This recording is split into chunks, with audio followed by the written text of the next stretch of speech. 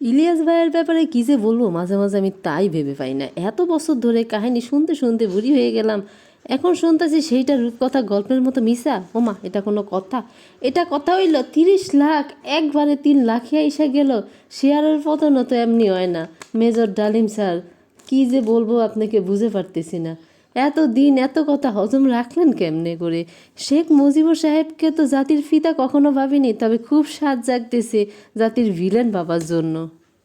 তবে তাকে আমি জাতির পিতা কখনো না ভাবলেও তাকে যথেষ্ট ভালো মানুষ বলেই মনে করতাম। ভাবতাম শেখ মুজিবুর রহমান এই যুদ্ধের সময় বাঙালি জাতির জন্য যে বড় অবদান রাখছে, এটা কোনো দিনও ভোলার মতো না। আসলে বলতে চাইও না, এরকম একটা অবস্থা ছিল।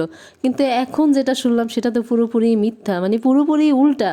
কী যে শুনলাম আর কী যে মানে হয়েছিল, আমি সেটার কোনো মিলই খুঁজে পাচ্ছিলাম না, এমন একটা অবস্থা। তো ধন্যবাদ আপনাদের দুজনকেই, আপনারা দুজন অনেক সুন্দর করে আমাদের সামনে সকল কিছু উপস্থাপন করার জন্য বিশেষ করে আপনাকে অনেক ধন্যবাদ। আজকের মতো আল্লাহ হাফেজ।